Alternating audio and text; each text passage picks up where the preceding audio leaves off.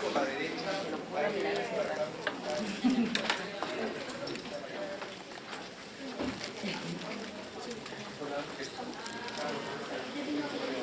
Sí, empieza. Buenas noches, hermanos. Estuvimos hablando en la clase pasada sobre el yugo y lo que yo pude entender, y estuve leyendo justamente el libro de Gálatas, y me sorprendió mucho y vi algo que me hizo también meditar lo que el pastor había hablado en la clase. Y nos dice acá en Gálatas 5, dice: está pues firmes en la libertad con que Cristo nos hizo libre y no estéis otra vez sujetos al yugo de esclavitud. Y el pastor nos habló sobre el yugo, ¿no? De la manera en que nosotros estamos enyugados en este sistema y que de alguna manera tenemos que ser desenyugados de ese sistema y estar enyugados en Cristo Jesús. Ver la manera de que tenemos que nacer de nuevo, pero al testimonio de la verdad. En ese testimonio que nosotros, como hijos de Dios, estamos llamados a estar, ¿no? Y comprender que no debemos mezclar las cosas del Señor con las cosas del sistema, ¿no? Muchas veces no nos damos cuenta de esa manera en que estamos llevando y estamos mezclando la palabra del Señor con las cosas de este mundo, de este sistema que nos está engañando, ¿no? Y podemos ver en el caminar de cada uno de nosotros y en esta vida cómo estamos caminando por la manera en que el sistema nos ha, como se dice, nos ha puesto, yo me puse a pensarlo, como que nacemos ya con un chip, ¿no? Puesto en nosotros, en nuestra simiente que tenemos como hombres, de agarrar y estar con ese, ya puesto, ese sistema incorporado en nuestros genes de nosotros, y cuando nacemos, pues eso ya va evolucionando el sistema, conforme vamos creciendo, pero ya lo tenemos puesto y no nos damos cuenta, pero nos damos cuenta cuando conocemos la verdad, ¿no? Conocemos a Cristo, comenzamos a darnos cuenta de que ese es un engaño, es una mentira, y de alguna manera nos atrapa y nos distrae del verdadero plan y el propósito que tiene el Señor para con nosotros, ¿no? Entonces tenemos que entender que tenemos que ser, nunca vamos a dejar de tener ese yugo, ¿no? Como el pastor lo estuvo hablando, ¿no? Vamos a estar siempre yugados, pero en Cristo, ¿no? Entonces, de alguna manera, si lo comenzamos a meditar y a darnos cuenta cómo estamos caminando, vamos a poder discernir de las cosas que son de Dios y las que no son de Dios, y apartarnos de este sistema que nos está atrapando y nos está engañando, ¿no? Okay, gracias, Juan Manuel. Muchas gracias. Hermana Mercedes, ¿sí? ¿Está usted lista?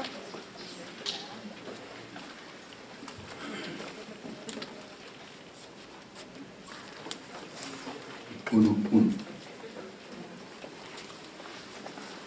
Buenas noches, hermanos.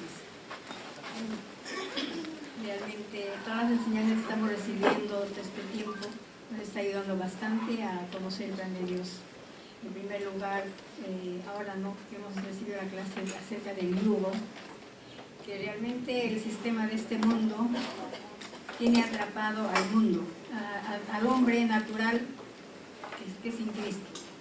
Entonces nosotros que estamos en los caminos del Señor, estamos en Cristo ya conociendo el plan de Dios, pero es necesario que nosotros no solamente nazcamos para Cristo, sino nacer a la verdad, al testimonio de Cristo, al conocimiento de la verdad de Dios.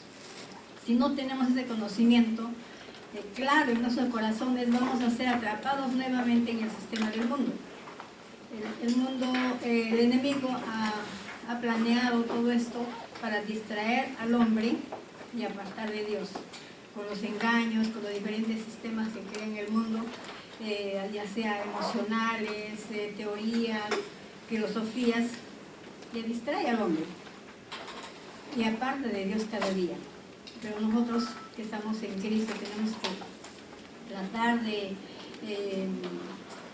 estar más en comunión con Dios, buscando en su palabra, buscando la voluntad de Dios para nuestras vidas. Y cada uno de nosotros tenemos que seguir ese camino, buscar cada día. No solamente los días que venimos al domingo, al recibir las clases, al venir al servicio, o las clases que tenemos los martes, sino cada día de nuestra vida. Todos los días y todo el tiempo tenemos que estar en comunión con Cristo. No podemos andar divagando y en los engaños del mundo, porque van a tratar de atraparnos. El enemigo va a tratar de atraparnos, de jalarnos y distraernos, pero nosotros tenemos que estar firmes en los caminos del Señor. Gracias, hermana Mercedes. Muchas gracias. Bien, vamos a empezar con la clase de hoy día, con la lección de hoy día. Y es muy importante que nosotros podamos entender cada una de las clases. Hermanos, yo les animo, realmente tienen que tomar notas. Tanto es así que hemos pedido que a partir de este domingo vamos a poner carpetas en el servicio para que tomen notas.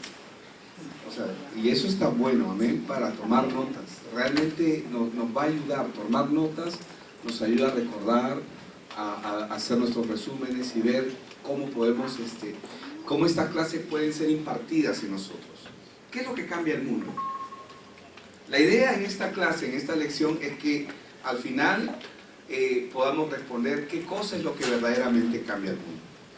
La gente por lo general a menudo siente miedo o evita o se desanima cuando comienza a enfrentar diferentes tipos de dificultades, problemas que se le pueden presentar de una u otra manera. Pero sin embargo, el hecho de que tengamos muchos problemas también significa de que existen muchas respuestas de parte de Dios. Y eso tiene que ser claro, porque los problemas, siempre a cada problema, siempre va a haber una respuesta de parte de Dios esperando por nosotros. Los problemas son oportunidades. La gente ve los problemas como problemas porque así parecen, pero nosotros tenemos que aprender a ver las cosas correctamente. Los problemas son la oportunidad que tenemos para ver la mano de Dios, la gloria de Dios en medio de nosotros, sobre nosotros. Entonces, toda aquella persona que ha escuchado el Evangelio de una manera correcta y lo han recibido verdaderamente en su corazón, ¿qué es lo que tienen que hacer? Ante un evento, ante una situación, ante una dificultad, ¿qué es lo que tiene que hacer? Tiene que comenzar a hacer las preguntas correctas para poder disfrutar de las respuestas que Dios tiene. ¿Por qué? Porque el Evangelio lo tiene absolutamente todo, es completo. El Evangelio de Jesucristo es perfecto y no existe, escúcheme bien, nada de lo que ocurre en la vida de un discípulo que sea casual o fortuito. ¿Me explico? Nada de lo que ocurre en la vida de un discípulo verdadero, de un discípulo de Cristo, es casual o fortuito. Todo está perfectamente dirigido, supervisado por Dios, con el objetivo de que este discípulo entienda que Dios está sobre su vida. Pero la gente no lo entiende así, porque el mundo no le conoce, pero nosotros estamos aprendiendo a conocer y a conocer la palabra, a conocerle a Él y a conocer su palabra. ¿Cómo es que Él se mueve? Vamos un ratito a Juan 10, verso 27 al 30, y quiero que me acompañen, porque quiero que ustedes puedan ver esta afirmación. Juan 10, 27 al 30 dice: mis ovejas oyen mi voz. ¿Y qué dice? Él dice: y yo las conozco y me siguen, dice. Verso 28: y yo les doy vida eterna. Y dice: y no perecerán jamás, ni nadie las arrebatará de mi mano. Juan 10, 29 ahora: mi Padre que me las dio es mayor que todos, y nadie las puede arrebatar de la mano de mi Padre. ¿Qué significa? Si estamos en la mano de Dios, ¿quién podrá sacarnos de ese lugar? Nadie. Absolutamente nadie. Amén. Un creyente que entiende y que tiene las cosas claras en el Evangelio, que entiende el Evangelio y sabe cómo se mueve Dios, esto es una verdad tautológica. ¿Saben lo que es tautológico, verdad? Absoluto, soberano, o sea, es sí o sí y punto. Sí o sí y punto.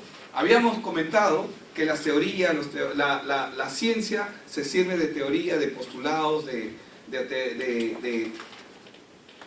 fórmulas para tratar de encontrar la verdad, pero la ciencia no se sostiene sobre un absoluto, se sostiene sobre una serie de elementos lógicos que tratan de sumar algo absoluto, pero siempre tienen verdaderos y falsos. Basta que haya un solo falso, un postulado que sea falso, para que todo absolutamente se desbarate.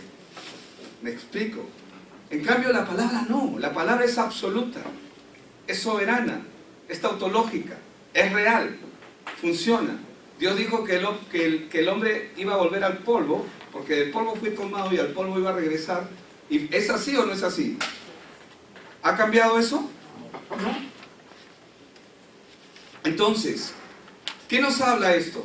Nos está diciendo que nadie puede arrebatarnos de la mano del Padre. Verso 30. Yo y el Padre somos uno. ¿Qué significa eso? Que estamos en las manos de Él también. Ahora, ¿de qué nos habla esto? Nos habla de la soberanía de Dios. De que Dios tiene el control absoluto. Filipenses 1:6. Estando persuadido de esto, que el que comenzó en vosotros la buena obra, ¿qué dice? La perfeccionará. ¿Hasta cuándo? Hasta el día de Jesucristo. Colosenses 1:10. Para que andéis como es digno del Señor, agradándole en todo, llevando fruto, dice, en toda buena obra. Pero, a ver, y mucha gente piensa que los frutos del Señor son hacer buenas obras. ¿Y cuántos saben que eso no es así? Las buenas obras del sistema no cuentan. ¿Cuáles son las obras que cuentan? ¿Cuáles son las obras que cuentan en el reino de Dios? Son cuando uno comienza a cumplir los planes de Dios en esta tierra. Hay mucha gente que está haciendo sus propios planes y se está escudando en que son las cosas de Dios. Pero al final todo será probado, si era de Dios o no era de Dios. Entonces, para que andéis como es digno del Señor, agradándole en todo, llevando fruto, dice, en toda buena obra y creciendo. ¿Cómo? ¿Creciendo en cómo? ¿Cómo yo crezco en el conocimiento de Dios? Porque en la medida que yo tengo una prueba, la prueba me permite conocer a Dios. Y en la medida en que superamos la prueba, comenzamos a comprobar lo que Romanos 12:2 dice. ¿Qué es lo que Romanos 12:2 dice? ¿Cuántos se acuerdan? Romanos 12:2. ¿Cuántos se acuerdan? ¿Qué es lo que dice? No os conforméis a este siglo, sino transformados por medio de la renovación de vuestro entendimiento. ¿Para qué? Para que comprobéis cuál sea la buena voluntad de Dios, agradable y perfecta. Entonces, Efesios 2:10. Porque somos, dice, somos, di conmigo, soy. Otra vez, soy. Dice que somos hechura suya, dice, creados en Cristo Jesús, ¿para qué? Para buenas obras. Otra vez está hablando de las buenas obras. ¿Son las obras del sistema? ¿Cuáles son las buenas obras del sistema? Valores, principios, pórtate bien, haz lo correcto. Pero esas no son las obras que el Señor habla. Las buenas obras que Él habla son las que Él ha preparado. Esas son las buenas obras. Entonces somos hechura suya, creados en Cristo Jesús para buenas obras, las cuales Dios preparó, dice, de antemano. ¿Para qué? ¿Para qué? Para que anduviésemos en ellas. Colosenses 3, versos 3 y 4. Porque habéis muerto. ¿Cuántos han muerto acá? Amén, gloria a Dios. Porque si estás vivo eres peligroso. Peligroso. Porque habéis muerto, ¿y qué dice? ¿Y vuestra vida dónde está? ¿Dónde está mi vida? Escondida en Cristo. Si está escondida significa que tengo que buscar. ¿En quién? En Cristo. Dice, porque habéis muerto y vuestra vida está escondida con Cristo en Dios. Verso 4. Cuando Cristo, vuestra vida, se manifieste, entonces vosotros también seréis manifestados con Él en gloria. Ahora vamos a ver juntos, y quiero que me acompañen en ello, leamos el consejo que el apóstol Pablo le da a Timoteo, que viene a ser su hijo espiritual. Y en 1 Timoteo 4:16 le dice, ten cuidado de ti mismo y de la doctrina. La palabra doctrina, ¿qué significa? Enseñanza. Ten cuidado de ti mismo y de la enseñanza. ¿Y qué es lo que dice? Persiste en ello, pues haciendo esto te salvarás, dice. Haciendo esto te salvarás a ti mismo y a los que te oyeren. Según de Timoteo 3, del 14 al 17. Pero persiste tú, le dice. a Timoteo, en lo que has aprendido y te persuadiste, sabiendo, dice, de quién has aprendido, y que desde la niñez has sabido las escrituras, dice, las cuales te pueden hacer sabio para la salvación por la fe que es en Cristo Jesús. Toda escritura, verso 16, es inspirada por Dios y útil para enseñar, para redarguir, para corregir, para instruir en justicia. 17, a fin de que el hombre de Dios sea perfecto, enteramente preparado para toda buena obra.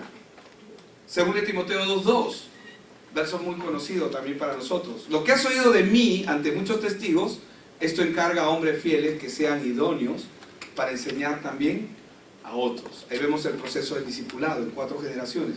No vamos a entrar ahí ahora, pero Hebreos 6, 11, 12 dice: pero deseamos que cada uno de vosotros muestre la misma solicitud hasta el fin, para la plena certeza de la esperanza, a fin de que no os hagáis perezosos, sino imitadores de aquellos que por la fe y la paciencia heredan las promesas. Entonces, ¿qué cosa es lo que está haciendo acá el apóstol Pablo? Él está aconsejando. ¿Por qué? ¿Qué es lo que los discípulos sabían y conocían perfectamente en sus corazones? Que hoy no está en el día a día de la iglesia. Ellos sabían que ellos podían cambiar su mundo, ellos podían transformar el mundo.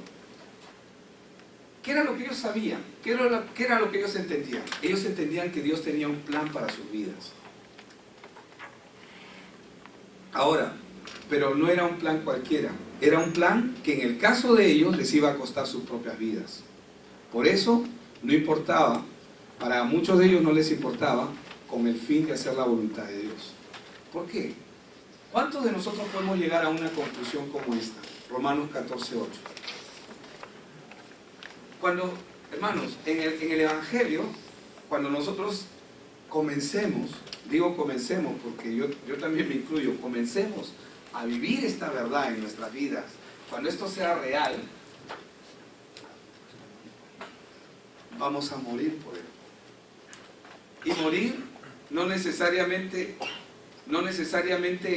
morir a los deseos y a muchas cosas en las que mucha gente está atrapada. No solamente eso, estamos hablando de aún nuestra propia vida. Dice, pues si vivimos, para el Señor vivimos. Y si morimos, para el Señor morimos. Así pues, sea que vivamos o que muramos, ¿qué dice? Del Señor somos. ¿Cuál es la prioridad? ¿La vida o la muerte? ¿O quién es la prioridad ahí? El Señor. ¿Quién es la prioridad? Cristo, el Señor. ¿La vida importa? ¿La muerte importa? ¿Es un problema? ¿Debería de ser un problema? ¿Pero cuándo se convierte en un problema? ¿Cuándo? Cuando no hay entendimiento. Cuando el hombre no entiende, cuando el Evangelio no está claro en el corazón, viene la angustia, viene la preocupación, vienen los problemas. ¿Por qué viene? ¿Por qué? Porque esa persona no está clara, no tiene la claridad del Evangelio en su vida. Vamos a Hechos 13:22. Vamos a ver un ejemplo. En Hechos 13:22 dice, quitado está hablando del rey Saúl, cuando Dios sacó al rey Saúl, les levantó por rey, ¿a quién dice? De quien dio también testimonio. ¿Quién está dando testimonio ahí? Dios. ¿De quién está dando testimonio? De David, diciendo, he hallado a David, hijo de Isaí. ¿Cómo quisiera yo que el Señor diga eso de mí? Varón conforme a mi corazón. Espectacular. Quien hará todo lo que Él quiera. No. Quien hará todo. ¿Quién está dando testimonio? El Padre da testimonio de un hijo suyo que tiene la claridad ya en su corazón. ¿Cuándo llegó esa claridad, David? Pero como un hombre conforme a su corazón, un adúltero, un asesino. Sí, un adúltero y un asesino que entendió su condición, y después que entendió su condición no le quedaba otra cosa que vivir rendido para el Señor, porque comprendió quién era Cristo, quién era Dios, comprendió quién es Él. Por eso, he hallado, dice, a David, hijo de Isaí. Ponga su nombre ahí. Amén. Pero el domingo lo voy a negociar, tengo que hacer otra cosa. No, eso no pasa en este grupo. Varón conforme a mi corazón, quien hará todo lo que yo quiero. Pero vamos un poquito más allá, vamos al 36. Porque a la verdad, David, dice Hechos 13:36, habiendo servido a su propia generación, 36, habiendo servido, dice, a su propia generación, según la voluntad de ¿quién? De Dios. Esto es lo que Dios espera de cada hijo suyo. ¿Qué es lo que Él está esperando? Que nosotros, cuando nosotros hacemos la voluntad de Dios, ¿qué es lo que va a ocurrir? ¿A quién vamos a servir? A nuestra generación. ¿Para qué estamos acá nosotros? ¿Para servir a quién? A nuestra generación. Claro, vamos a hacer la voluntad de Dios, pero ¿a quién vamos a servir en medio de esa voluntad? A la generación que está en medio nuestra. Por eso, porque a la verdad David, habiendo servido a su propia generación, según la voluntad de Dios, luego dice, ¿no? Durmió y fue reunido con sus padres y vio corrupción. Porque ahí el apóstol Pablo está explicando algo más profundo, pero que quería mostrarles cómo Dios quiere que cada uno de nosotros podamos tener las cosas claras en nuestro corazón. Que nuestra vida es por Él y para Él. Vamos a Hechos 20, del 22 al 24. Ahora, he aquí, Hechos 20, del 22 al 24. Ligado yo en espíritu, voy a Jerusalén sin saber lo que allá me ha de acontecer. ¿Quién está hablando? Está hablando del apóstol Pablo. Si bien es cierto, Lucas es el que escribe el libro de Hechos, pero él está hablando, y lo que él está diciendo, ahora he aquí, ligado yo en espíritu, voy a Jerusalén sin saber lo que allá me ha de acontecer. Salvo, dice, verso 23, que el Espíritu Santo, amén, con quien él está en comunión, por todas las ciudades me da testimonio, diciendo, ¿qué me espera? Prisión. ¿Y qué más? No, pero ¿cuál es el evangelio de hoy día? ¿Te espera la tinca? No, pero sigue, no, da más y el Señor te va a bendecir. Ese es el evangelio que se predica hoy en día. Pero no, acá el Espíritu Santo le está dando testimonio a él diciendo qué cosas le esperan, prisiones y tribulaciones. Y miren lo que dice en el verso 24, pero de ninguna cosa hago caso. ¿Por qué él dice de ninguna cosa hago caso? A ver, ¿quién de ustedes agarra una plancha que está caliente y pone la mano? Si por accidente uno se quema inmediatamente, nadie va a hacer eso. Él sabía, el apóstol Pablo sabía lo que venía. Y obviamente tenía una lucha en su interior, porque él podía tomar otro camino. Pero él dijo, para mí el vivir es Cristo y el morirme es ganancia. Ya no vivo yo, mas Cristo vive en mí. Y todo lo que ahora vivo, lo vivo en la fe del Hijo de Dios, el cual se entregó a sí mismo. Y bueno, ya me enredé, pero eso está en Gálatas 1:20, ¿verdad? O 1:22, creo, 1:20. Pero, entonces, dice, de ninguna cosa hago caso. ¿A qué se está refiriendo? A su naturaleza, a su carne. ¿Por qué? Porque hay un conflicto interno, que es lo que normalmente tenemos. Ni estimo preciosa mi vida para mí mismo, con tal que acabe mi carrera con gozo. ¿Y qué dice? Y el ministerio que recibí del Señor Jesús. ¿Para qué? Para dar testimonio del Evangelio de la gracia de Dios. ¿Qué era lo que había en ellos? Un llamado claro. Pero el llamado no se hace claro de la noche a la mañana. El llamado del Señor, la Biblia dice en Oseas que Él nos atrae como con lazos de amor. ¿Qué significa eso? Que la luz del Evangelio se va iluminando nuestro ser. Ninguno de los que estamos acá hemos venido, vamos a servir al Señor con todo nuestro corazón. Tenemos toda la gana, como el apóstol Pedro que le dijo al Señor, Señor, contigo hasta la muerte, ¿no? Y para demostrárselo le cortó la oreja al soldado del Sanedrín. ¿Por qué? Porque él estaba pensando, o sea, él está diciendo, yo tengo que demostrarle a este hombre Y él no tiene que demostrarle nada a Dios. Pero él cree que él tiene que demostrarle. Por eso le dice, Pedro, le dice, tú me vas a negar 3 veces. ¿Yo, Señor? No, tú estás loco. Y quiso demostrárselo. Pero ¿por qué Pedro actuaba de esa forma? Emoción. Sí, por emoción, pero porque él no se conocía a sí mismo. ¿Por qué Dios llama a David un hombre conforme a mi corazón? Cuando el hombre empieza a conocerse, recién puede reconocer quién es Dios. Y en la medida en que tú conoces a Dios, te conoces a ti mismo y comenzamos a ver nuestra miseria. Y cuando hablo de miseria me refiero a nuestra condición tan niebla, como dice la Biblia, ¿no? Que en un día puede ser y al día siguiente no. ¿Qué era lo que pasaba con ellos? Ellos tenían un claro llamado y pelearon consigo mismos para cumplir ese llamado, para cumplir ese propósito. Recuerden que estamos viendo, la clase de hoy día es ¿qué es lo que cambia el mundo? Entonces, vamos a 1 Corintios capítulo 9, vamos al verso 26 y 27. Así que, el mismo apóstol Pablo hablando, yo de esta manera corro, dice, no como a la aventura,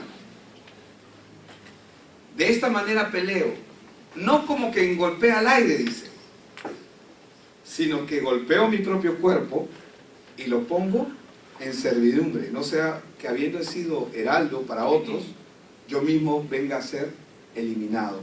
1 Corintios capítulo 9, del 26 al 27. Esta es la demanda que el apóstol Pablo hace ahora a los que se consideran discípulos de la iglesia de Cristo, pero en Roma. ¿Por qué en Roma? Porque él estaba escribiendo esta carta a los romanos. Romanos 6, 18 nos dice, y libertados del pecado, dice. ¿Quiénes han sido libertados del pecado? Todos los que están en Cristo. Viniste a ser siervos de la justicia. ¿Qué es el pecado? Errar, sí, errar en el blanco, jamartima, ¿no? Ese es pecado. ¿Qué más es el pecado? Errar en el blanco, ya vamos a ponerlo. Errar en el blanco. ¿Qué más es el pecado? Desobediencia, ya vamos a poner desobediencia. ¿Qué más es el pecado?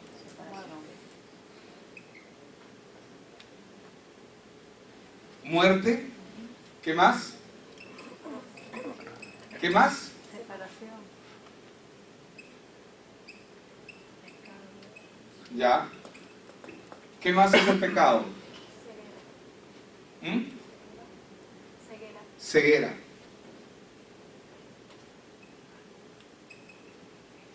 Ya. Pero el pecado, hermanos, es la naturaleza con la que nacemos. Todo esto es verdad. Esto es verdad, es cierto. Pero el pecado es la naturaleza con la que nosotros nacemos. Esta es nuestra naturaleza. Nosotros por naturaleza estamos separados de Dios. Y el pecado es lo que mantiene al hombre separado de Dios. Entonces, Pablo lo que está diciendo acá, y libertados del pecado, ¿por qué? Porque ¿cuál es el poder de Satanás sobre la vida del hombre?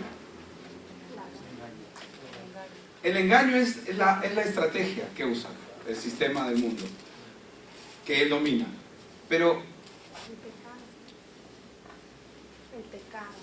el pecado, sí, el pecado nos separa de Dios, pero nos mantiene. ¿Cuál es el poder del pecado? ¿Cuál es el poder que tiene el pecado?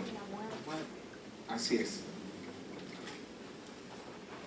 El poder del pecado es la muerte. Ese es el poder que tiene el pecado. ¿Y qué genera la muerte? Como consecuencia, separación eterna. Porque la palabra muerte significa separación. Pablo está diciendo acá, y libertados del pecado, viniste a ser siervo de la justicia. ¿Por qué? Porque cada persona que nace en este mundo, nace bajo pecado. Pon un ratito el Salmo 51. En la oración de David. Del 1 en adelante.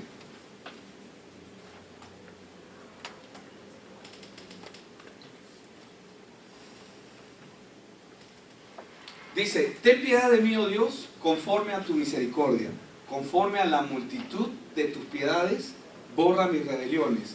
Verso 2. Lávame más y más de mi maldad y límpiame de mi pecado. Verso 3.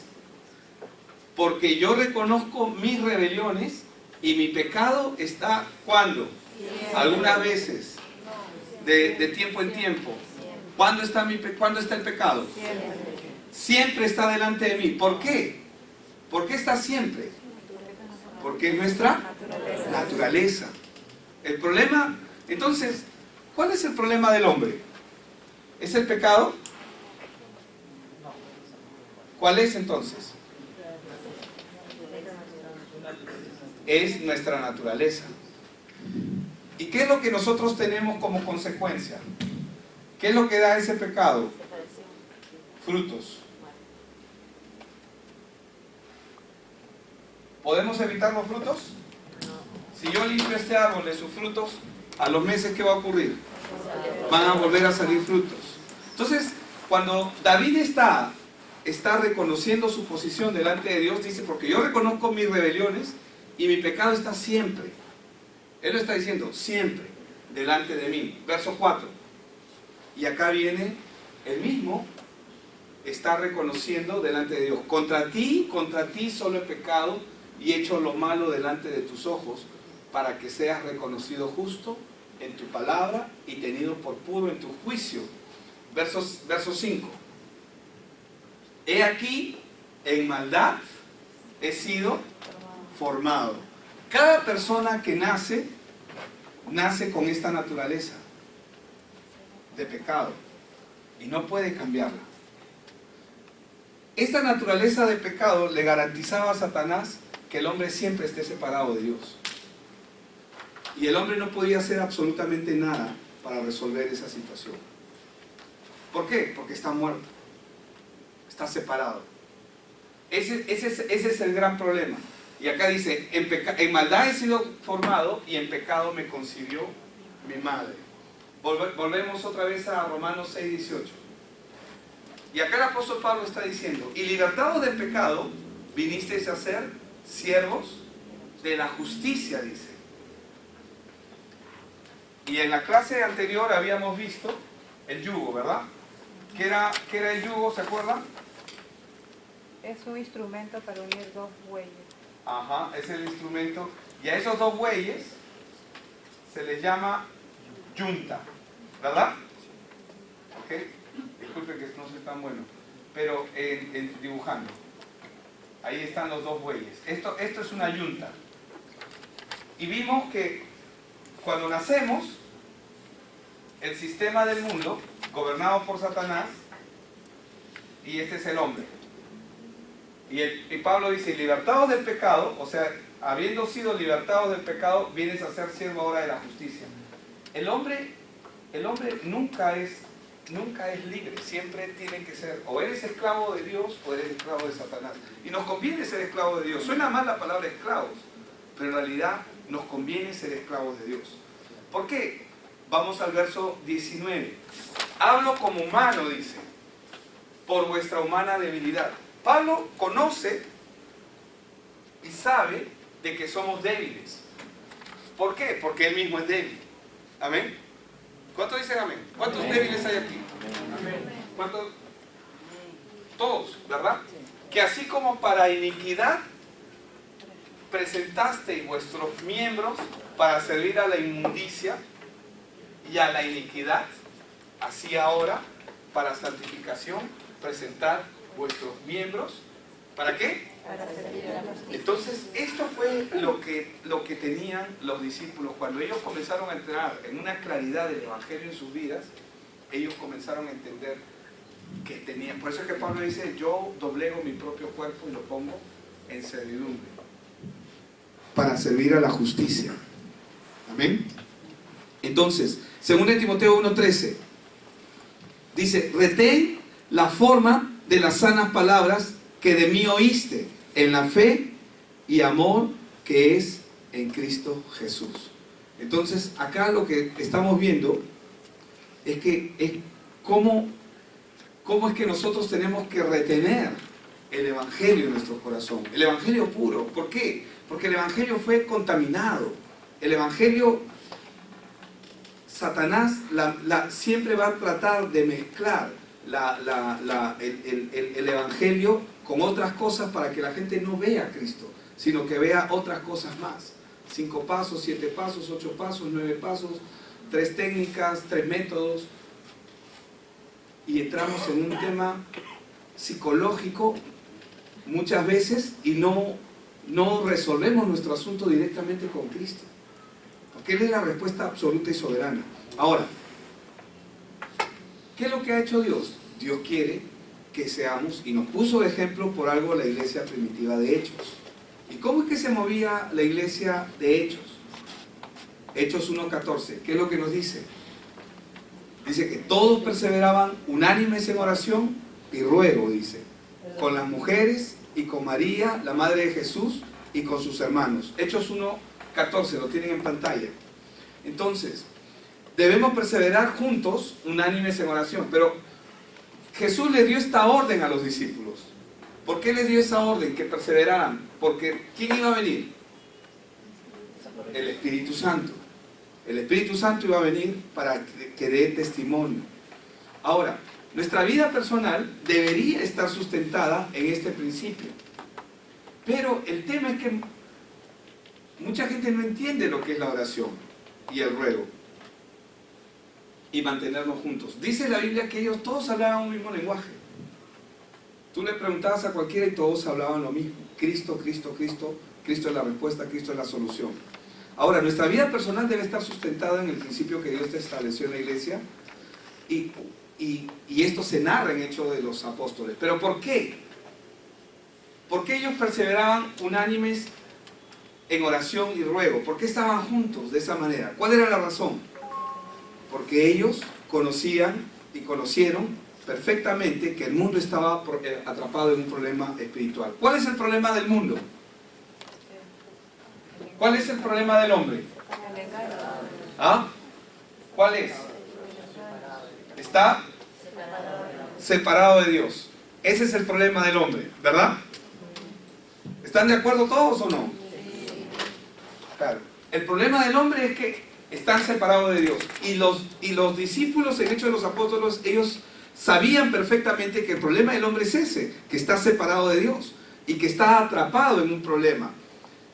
Ellos también comprendieron que como fruto de la consecuencia de ello, el mundo está atado a la consecuencia que trajo ese problema. ¿Cuál es la consecuencia de ese problema? Nuevamente hacemos el árbol.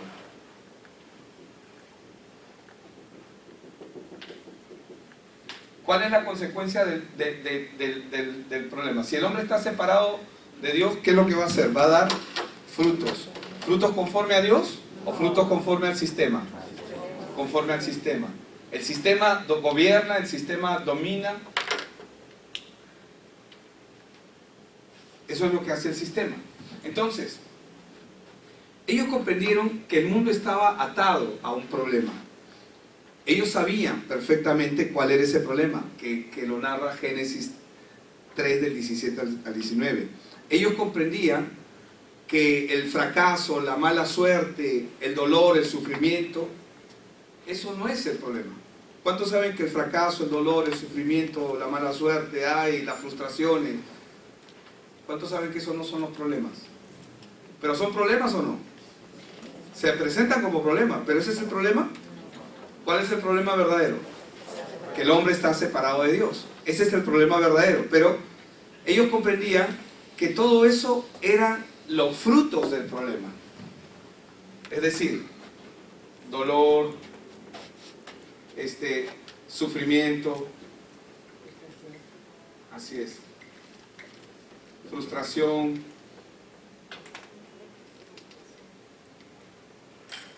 fracaso. etc. Todo lo que podamos ver, adicciones y todo. Estos de acá son solamente frutos. Estos son solamente frutos. Son solamente frutos del problema principal. ¿Por qué? Porque el problema del hombre es que está separado de Dios. Por eso es que Jesús dijo, apartado de mí, nada podéis hacer. Ahora, pero eso no era todo el problema. Los primeros cristianos también entendían que el hombre natural está atado a Satanás y que no puede hacer absolutamente nada para cambiar esa naturaleza. Y Jesús lo dijo, ¿verdad? Dio testimonio 3 veces, en Juan 8:38, en Juan 8:41 y en Juan 8:44, Él da testimonio de ello. Y vamos a verlo rapidito solamente para tenerlo claro. Los primeros cristianos entendían que el hombre está atado a Satanás. En Juan 8:38, Él habla, ¿no? Él habla acerca de su Padre, y cuando le habla a la humanidad, en este caso a los fariseos, le habla de su Padre. Yo hablo lo que he visto cerca del Padre, con P mayúscula. Y vosotros hacéis lo que habéis oído cerca de ¿quién? ¿Quién es el padre del hombre sin Dios? Satanás. Juan 8:41. Ahí mismo. Vosotros hacéis las obras de vuestro padre. Entonces le dijeron, Jesús le dijo, vosotros hacéis las obras de vuestro padre. Entonces dijeron, nosotros no somos nacidos de fornicación, un padre tenemos que es Dios. Y luego Él le dice, si fueran hijos de Dios, las obras de Dios haríais. Pero ustedes me quieren matar. ¿Las obras de quién quieren hacer? De su Padre. ¿Por qué? Porque es la naturaleza del hombre. Y en Juan 8:44, el Señor es más contundente y se los dice, ¿no? ¿Vosotros sois de quién? Porque esa es la naturaleza del hombre. Esa es la naturaleza con la que todo ser humano nace. Toda persona que nace en este mundo es hijo legal y espiritual de Satanás. ¿Y qué dice? Y los deseos de vuestro padre queréis hacer. ¿O no es así? Así es. Él ha sido homicida desde el principio y no ha permanecido en la verdad porque no hay verdad en él. En el sistema de este mundo no hay verdad.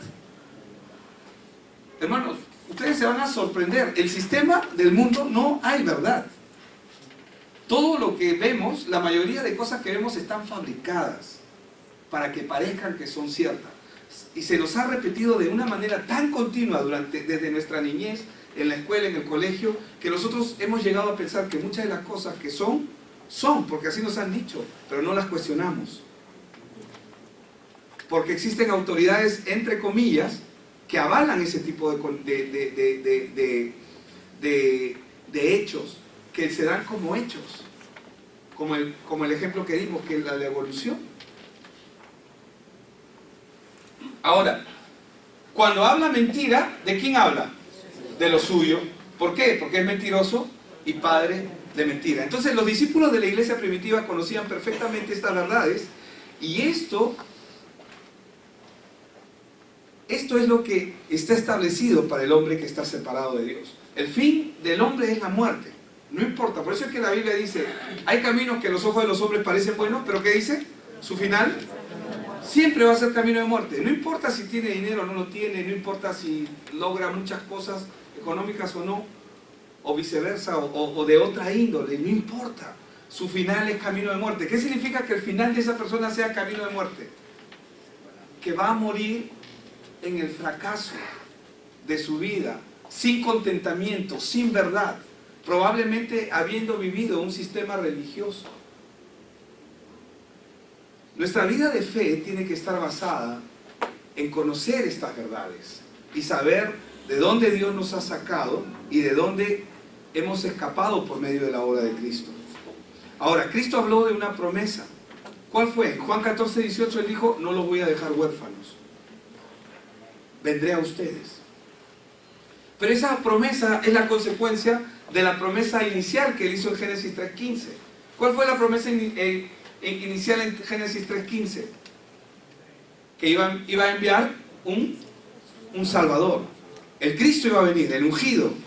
Y vimos el cumplimiento, la Virgen concibió y el cumplimiento de esa promesa se dio. Ahora, ¿qué es lo que pasa si nosotros realmente no creemos estas verdades? Ojo con lo que estoy diciendo, porque podemos conocerlas, Pero yo estoy diciendo si no las creemos, si no entendemos que eso es verdad. Porque mentalmente podemos estar de acuerdo, afirmar, podemos hacer una afirmación mental. Pero el creer viene del corazón. ¿Qué es lo que pasa si nosotros realmente no creemos estas verdades o simplemente ignoramos estas realidades? ¿Qué es lo que va a ocurrir? No vamos a tener las respuestas correctas de parte de Dios a nuestras vidas. ¿Y qué es lo que va a pasar? Vamos a ser engañados. Una persona que nace separada de Dios, ya sabemos que es pecado, por el pecado, pero una persona que nace separada de Dios, viene a Cristo, y cuando viene a Cristo, ¿qué es lo que ocurre? Se convierte en un creyente. Pero el creyente ha nacido de nuevo. Es una nueva criatura en Cristo Jesús. ¿Verdad? Pero ahora, ¿a dónde tiene que nacer? A la verdad. Ahora tiene que nacer a la verdad. ¿Por qué? Pero la mayoría se queda solamente como creyente, pero comienzan a caminar como un creyente sin entendimiento. ¿Qué es lo que ocurre cuando una persona no camina en la verdad? ¿Cómo camina? Si yo no camino conforme al plan de Dios, ¿a qué plan voy a caminar? Al sistema del mundo. Voy a hacer las cosas conforme así es, a la imagen que vimos hace rato, ¿no? Que no hay verdad en él, que todo lo que habla es mentira. Y vamos a hacer, la Biblia dice que Dios está buscando adoradores que le adoren en espíritu y en verdad, porque tales adoradores busca el Padre. Eso significa que hay adoradores que le adoran en mentira y en la carne. Pero el Padre, ¿qué clase de adoradores busca? Los que le adoren en espíritu. Serán aquellos que se encierran ahí 1 hora, 2 horas, o están así medio místicos, ¿no? Veo nubes, ¿no? Veo el cielo abierto. ¿A eso se estará refiriendo? No se está refiriendo a eso. Adoradores, y no significa que no pases 2 horas en la presencia de Dios. Eso está bien. Se está refiriendo porque hay mucha gente mística en este asunto y que comienza a querer simplemente sensaciones, emociones. Si no lo siento, Dios no está. Entonces, cuando una persona comienza a orar así, va a orar de manera incorrecta, pastor. Tú dijiste que mucha gente vivirá como creyente, pero no conoce la verdad. No ha nacido aún a la verdad, sí. Pero es creyente. Pero él cree, pero solamente está en el nivel más bajo. Es decir, ha nacido de nuevo. Está en la iglesia, pero está engañado. Está engañado. Está en la iglesia, pero vive engañado. Es una realidad. Y es duro, porque vive sin entendimiento. No importa cuántos años tenga en la iglesia, ojo. Eso solamente lo sabe el Señor. Si es algo o no, eso es menester eso es privilegio del Señor. Él lo sabe. Pero probablemente yo creería que en cierta forma yo diría que un 60% sí, pero vive sin entendimiento. Porque Pablo dio muchos testimonios de ello cuando habló, esto pido y requiero en el Señor que ya no andéis como los otros gentiles. Cuando habla de los gentiles son los no creyentes, que andan en la vanidad de su mente, teniendo el entendimiento entenebrecido, ajenos a la vida de Dios por la ignorancia que en ellos hay. Corintios también lo dice, ¿verdad? Entonces los primeros cristianos conocían perfectamente cuál era la realidad del hombre sin Dios. Y ellos estaban enfocados en qué. Ellos no querían ya una persona más solamente. ¿Por qué? ¿Qué mandó el Señor que hagamos? ¿Evangelismo o discipulado? ¿Por qué? Porque a un discípulo, ¿qué se le hace? Se le enseña. Se le enseña la verdad. Se le enseña la verdad. A veces nosotros nos contentamos con que la gente, ya recibió a Cristo, qué bueno, vas a ir al cielo, ahí nos vamos a ver. Pero su vida, el resto de su vida va a ser miserable. Porque en algún momento va a decir, pucha, qué dura es la vida cristiana. Porque no entiende, porque no conoce, porque no sabe que en adelante él nunca más está en las manos de Satanás. Satanás no tiene dominio sobre él ni sobre ella. Está en las manos de Dios. ¿Pero por qué vive como vive? Porque vive en ignorancia. Y no hay. Y ya hemos visto, lo vimos la semana pasada en Oseas 4.1 y en Crónicas, que no ha habido verdad en la tierra, y no había verdadero Dios en Israel. ¿Se acuerdan de esos textos? Que no había verdadero Dios en Israel. ¿Qué significa que no había verdadero Dios en Israel? ¿Qué clase de Dios había? Un Dios falso que ellos se habían creado. Hoy en día mucha gente crea un Dios conforme a sus propios intereses. ¿Qué clase de Dios quiero yo? Quiero el Dios que me cumpla mis deseos, que me dé esto, que me dé aquello, mi Dios Aladín. Pero ¿qué vemos? ¿Cuál es el testimonio de Pablo que hemos leído? Cuando el Espíritu Santo le comienza a dar testimonio, solamente me esperan prisiones, dolor, sufrimiento. Ese es el testimonio que Pablo... pero ¿qué decía Pablo? Yo no le he hecho caso a eso. Pero él sabía. El 60% de su vida ministerial la pasó en la cárcel. Entonces, los primeros cristianos conocían perfectamente cuál era la realidad del hombre sin Dios. Conocían la promesa de Dios a través del poder del Evangelio. Ellos sabían que solo el Evangelio puede traer libertad a la persona. Y que su fe, la fe del hombre, tiene que estar basada en la verdad de quién es el Cristo. Porque si nosotros no conocemos quién es el Cristo, podemos conocer toda la Biblia. Como los fariseos, que conocían, en ese momento no estaba escrito el Nuevo Testamento, pero estaba escrito hasta Malaquías. Estaban las Escrituras. ¿Y qué les dijo Jesús? Escudriñad las Escrituras porque a ustedes les parece que ahí está la vida eterna. Pero voy a parafrasearlo. Dense cuenta que ellas dan testimonio de mí.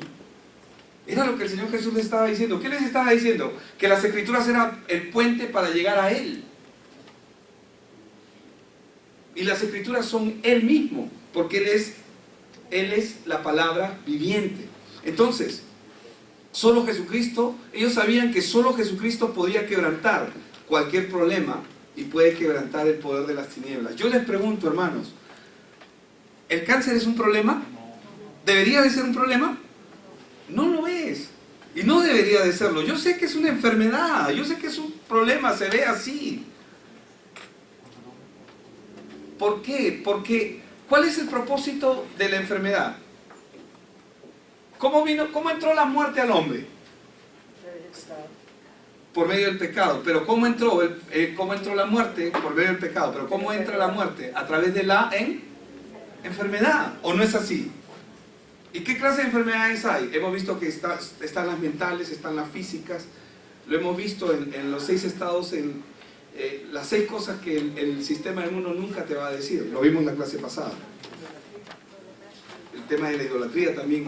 Entonces, esa es la gran diferencia de la iglesia primitiva, de los primeros cristianos con nosotros, que ellos tenían la claridad de esta verdad. Ellos sabían que el problema del hombre es que el hombre está separado. O sea, no importa cuán religioso o religiosa sea la persona. Esa es la gran diferencia. Por ejemplo, caer en tentación es dudar de la obra y del poder de la obra de Jesucristo. Cristo ya solucionó todos nuestros problemas, pero podemos seguir viviendo como si esto no hubiera ocurrido nunca, o como si esto no hubiera pasado. Y es como muchas veces nosotros vivimos como si no ha pasado. No sé si me dejo entender. O sea, Él ya solucionó todo, pero nosotros vivimos como si Él no hubiera solucionado nada. Vivimos afligidos. ¿Pero por qué el hombre vive afligido? ¿Cuál es la razón? Porque no hay entendimiento. Porque está viviendo su propia obra. Está viviendo ha creado su propio Dios. Un Dios conforme a lo que él o ella quiere.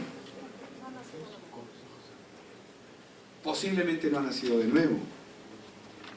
Posiblemente sí. Entonces, tenemos que tener claro que el Dios de ellos es el mismo Dios de nosotros. El Dios de Hechos de los Apóstoles es el mismo Dios que gobierna hoy en día. Por eso ellos se mantenían unánimes y firmes en oración. ¿Por qué? Porque ellos reconocían que tenían que estar juntos porque fue mandato de Dios. Ellos sabían que estaban en las manos de Dios. ¿Qué dice Romanos 8:28?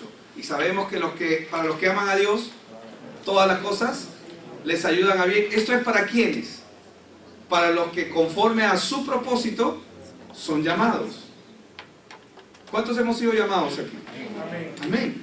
Porque a los que antes conoció, dice en el verso 29, también los predestinó. ¿Para qué?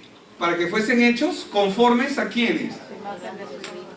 A la imagen de su Hijo. Para que Él sea el primogénito entre muchos hermanos. Verso 30. Y a los que predestinó, a estos también llamó. Y a los que llamó, a estos también justificó. ¿Está solucionado su problema o no? Si está justificado, ¿está solucionado el problema o no? Y a los que justificó, a estos también glorificó. ¿Qué pues diremos a esto? Si Dios es por nosotros, verso 31, ¿quién contra nosotros? Verso 32, el que no escatimó ni a su propio Hijo, sino el que lo entregó por nosotros, ¿cómo no nos dará también con Él todas las cosas? Si nosotros no nos sujetamos al Evangelio de Jesucristo, la respuesta de Dios y el plan de Dios, si nosotros nos sujetamos al Evangelio de nuestro Señor Jesucristo, entonces las respuestas de Dios van a comenzar a venir. Y el plan de Dios se va a levantar aquí en la tierra, en nuestro entorno.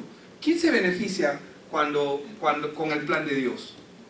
Primero nosotros, nuestra generación. Y Dios dio testimonio.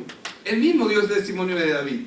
A este lo escogí yo, porque un hombre conforme a mi corazón. ¿Por qué conforme a su corazón? Porque estaba buscando hacer ¿qué voluntad? ¿David quería hacer su voluntad o la de Dios? La de Dios. ¿Y qué voluntad hizo? La de Dios. ¿Y a quién bendijo? A su generación. Lo mismo pasó con José. Entonces, nuestra fe y nuestra confianza debe estar solamente en Jesucristo. Por eso es que Él dijo, yo soy el camino y la verdad y la vida. Nadie llega al Padre si no es por mí. Ahora, Cristo rompió el poder que tenía Satanás por medio del pecado en la vida del hombre, que lo mantenía separado. ¿Cómo es que la rompió? La Biblia dice en Colosenses 2:14, ¿qué hizo Jesús? Cristo anuló el poder del acta que operaba en contra del hombre. Dice que Él anuló, anulando el acta de los decretos que había en contra de nosotros, que nos era contraria, quitándola de en medio y clavándola en la cruz. Él anuló el acta de los decretos que había contra nosotros. ¿Qué decretos? El hombre en Cristo, escúcheme bien, es libre del poder que tenía Satanás. Este acta, no soy buen dibujante, hermano, disculpen ustedes, pero imaginemos, ¿no?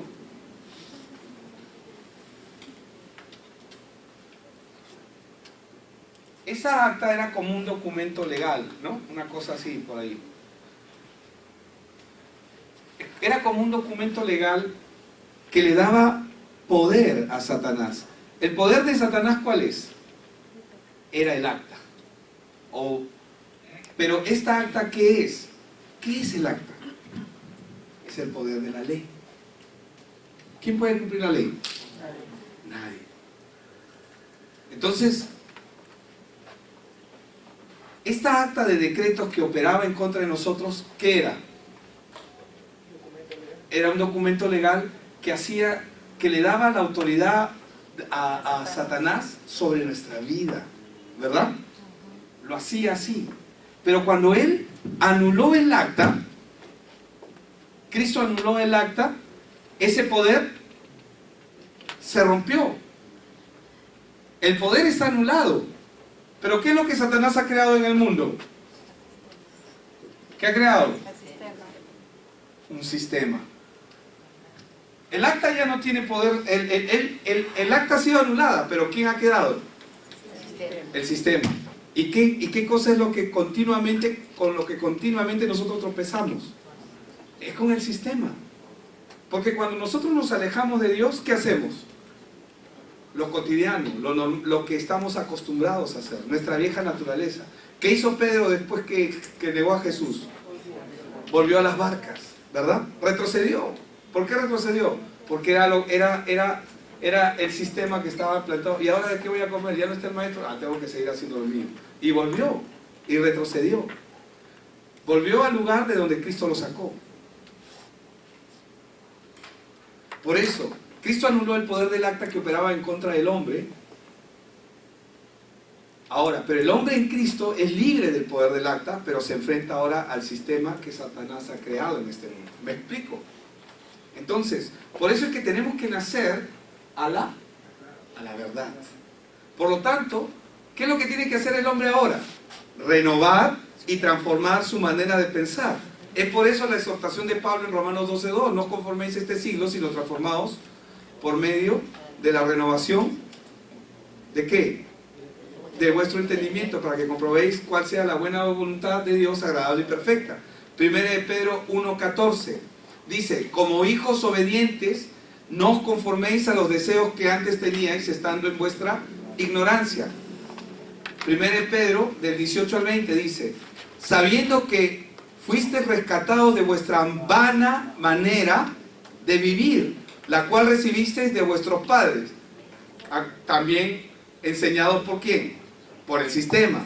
No con cosas corruptibles, dice, como oro o plata, sino con la sangre preciosa de Cristo, como de un cordero sin mancha y sin contaminación, ya destinado desde antes de la fundación del mundo, pero manifestado en los postreros tiempos por amor de vosotros, dice. Entonces, ¿qué es lo que ocurre? Esto es lo que operaba en el hombre. Ahora, la tentación pone el camino hacia la incredulidad. No es solo cuando uno cree que va a hacer algo malo, la tentación. La tentación es el camino a la incredulidad. Es decir, cuando nosotros vivimos como si Dios no hubiera hecho nada en nuestra vida, estamos tentando a Dios. Suena fuerte, ¿verdad? Es fuerte. ¿Por qué? Porque si no le creemos, entonces no estamos viviendo una vida de fe. Y cuando una persona no vive una vida de fe, ¿qué es lo que vive? Una vida conforme al sistema del mundo. Cuando no le creemos a Dios, ¿a qué nos aferramos? Al sistema. Pero el sistema nos rodea por todas partes. ¿O no es así? Pero el reino de Dios supera todo. Ha superado todo lo que existe. ¿Y cuál es la ventaja que tenemos? Que el reino de Dios está en nosotros ahora. Mora en nosotros, vive en nosotros. Nuestra prioridad como hijos, dice la Biblia en Mateo 6:33, buscad primeramente, ¿qué cosa? El reino de Dios y su justicia. ¿Y qué más dice? Y todas las cosas os serán. Por eso es que cuando el Señor Jesús nos manda a predicar, Él dice, y yendo a predicar, Mateo 10, del 7 al 8, dice, y yendo, predicar diciendo, el reino de los cielos se ha acercado. ¿Qué es lo que se ha acercado? El reino. ¿Quién es el reino de los cielos? Cristo. ¿Qué más es el reino de los cielos? El Evangelio, las buenas noticias, las buenas nuevas. ¿Y qué dice después? En el verso 8, sanad enfermos, limpiad leprosos, resucitad muertos, echad fuera demonios, de gracia recibisteis, dad de gracia. ¿Por qué ocurre eso? ¿Por qué ocurre que cuando el reino de los cielos se acerca, por qué ocurre que ahora el Señor dice, sanad enfermos, limpiad leprosos, resucitad muertos? ¿Por qué? Porque el acta se anuló. ¿Y qué pasó si el acta se anuló? Se anuló. ¿Qué ocurre? ¿Qué es un cáncer?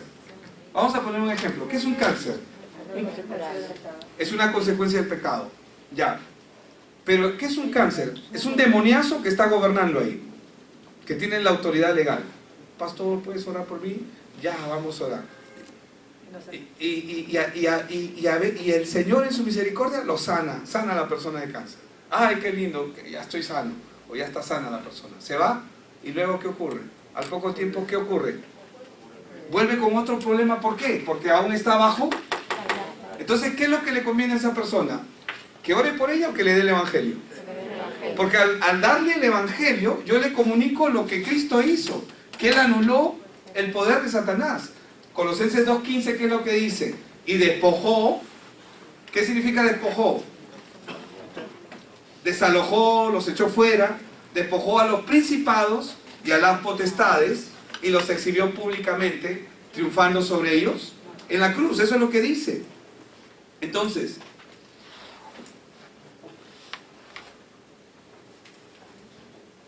Jesús dice, y yendo a predicar diciendo, Y tú no sabes, cuando yo estaba meditando en esto, digo, Señor, bueno, eso es lo que tenemos que ir a hacer. ¿Amén? ¿Cuántos dicen amén? Amén. ¿Por qué? Porque el poder del acta se anula cuando la persona entiende quién es Cristo. ¿Amén?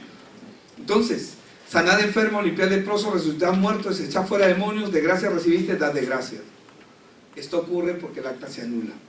Entonces, cuando el Evangelio de Dios llega a una persona, Dios entra a la vida de esa persona. Y al entrar en la vida de esa persona, rompe y destruye el dominio, el poder, la autoridad, el gobierno que tenía Satanás en la vida de esa persona. ¿Y qué es lo que va a ocurrir? Va a comenzar a producir las obras de Dios en esa persona. ¿Amén? Por eso es que Jesús dijo en Mateo 12:28, pero si yo por el Espíritu de Dios echo fuera los demonios, ciertamente ha llegado a vosotros el reino de Dios. Somos portadores del reino. Amén. Mateo, ¿cuál fue el último? Mateo 12:28. Tiene que entender algo. Nosotros, y ya voy terminando, sé que me estoy excediendo unos minutos, no conocemos a nadie por casualidad. No conocemos a nadie por casualidad o para hacer amistad. Amén. Si conocemos personas, todo es por causa del Evangelio. Los discípulos tenían eso claro en su corazón. Ellos no estaban haciendo amigos. Y no estoy diciendo que no hagas amigos, ojo. Sino que ellos estaban claros. O sea, cada persona siempre con el propósito y el plan de compartir el Evangelio. Cuando Dios me permite conocer a alguien, ¿qué creen que es lo primero que hago? Les hablo del Evangelio. ¿Por qué? Porque esa es la razón por la cual el Señor me lo ha dado o me lo ha puesto en mi camino. No veo otra razón. Y no debería haber otra razón. Puede haber muchas razones alrededor de ello como consecuencia. Pero tengo que orar, como lo vimos el domingo. ¿Para qué? Para que Dios abra su entendimiento. Porque ¿quién es el que abre los ojos al ciego? Dios, solo Dios. Amén. Entonces, ¿qué es lo que debemos hacer? Debemos mostrarle su problema y su condición.